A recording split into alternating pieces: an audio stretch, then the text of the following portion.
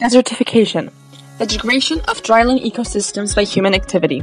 Over 40% of the world's surface is considered dryland, which can be found in every continent aside from Antarctica, and is threatened by land desertification and degradation.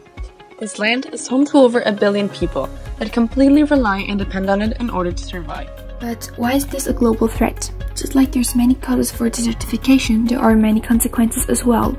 Poverty, migration, tremendous economical losses. Can you spot a pattern there?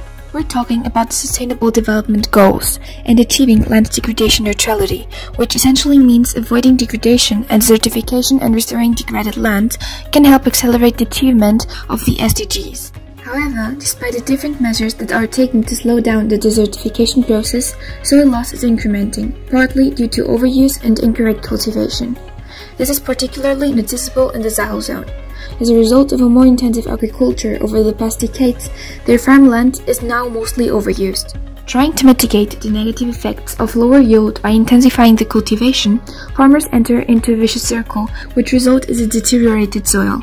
Therefore, in order to revert the situation, people have to be taught how to regenerate their land according to their climate and economic situation. With our NGO SATE, Sustainable Agriculture Through Education, we aim to tackle on one of the social causes of desertification, non-sustainable land management as a result of a lack of information. Our main goal is to create a know-how transmission chain and promote conservation agricultural practices among local cultivators. So how does it work? The first step is the collection of knowledge from different sources, such as the FAO, the UNCCD, or the WOCAT. Secondly, we partner with regional universities to create volunteer programs where 3rd and 4th year students can participate. It is important to partner with local specialists, not only because of their technical knowledge, but because they comprehend the cultural dynamics in their regions better than anyone. Their valuable knowledge, combined with our NGO's communication and sensitization strategy, will turn technical and complex concepts into accessible information for locals. There are 2 parts to it: sensitization and training. We have 5 transmission channels to try and reach as much people as possible. Firstly, schools. Secondly, regional markets. Thirdly, local radio stations. Then, water collecting and washing points. And lastly, griots. For example, we partner with local singers and storytellers to implement desertification in their repertoire. Women are especially vulnerable to desertification and therefore poverty.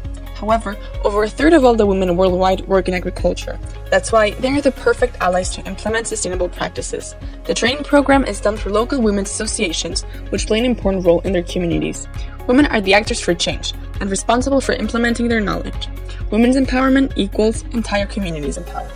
Increasing efficiency in the way farmers cultivate crops, obtaining higher yield by implementing affordable farming techniques would not only result beneficial for soil preservation, but also for the social well-being itself, fighting against famine and poverty.